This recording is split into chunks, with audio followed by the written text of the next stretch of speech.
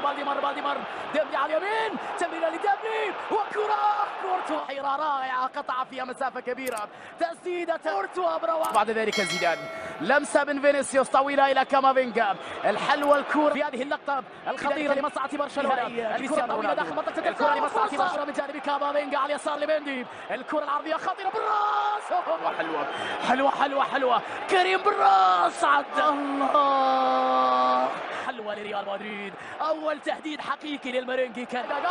جافي حاول يمرر عدى ليفاندوفسكي بتسديدة وكرة غير معقول يا برشلونة بعيدة يا بالدي، لكن جافي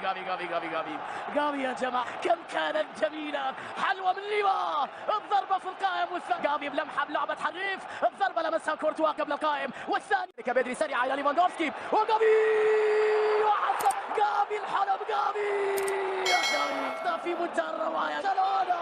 الله شباك ريال مدريد، الكورة كانت مع البرسا، بدري ليفا جافي وجافي الإيجابية أكثر كانت البرسا، النهاية في هذه البرسا، اللعبة كانت البرسا، المتعة أكثر في النهاية يظهرون يحترم يعني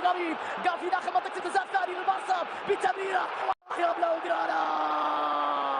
صفر للبرسا يا جافي، ديونج الثاني لبرشا سللا الكرة بعد ذلك من جانب جافي وليفا لمسة برسا يلمع في النهاية على أرض الرياض، البرسا يضرب الريال بسرعة 2-0 لبرشلونة، فني رفيع عالي المستوى يعيد الأذهان شيئا لبرشلونة،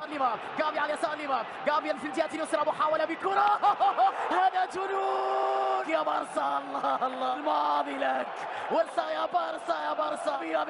وكرة قدم ممتعة وتيكي تاكا جافي ساحرة، لمسة جميلة، هذا اللون واستعاد الشكل واستعاد النغمة واستعاد الفرحة واستعاد الكرة واستعاد المتعة في آخر لحظة في آخر تسديدة وكرة من كريم، هدف جاب عطل فات الميعاد وبقيت جدا بعاد ريال مدريد، الليلة للبرسا والحلم للبرسا وبدري يا النهائي، وصلتم متأخرين جدا.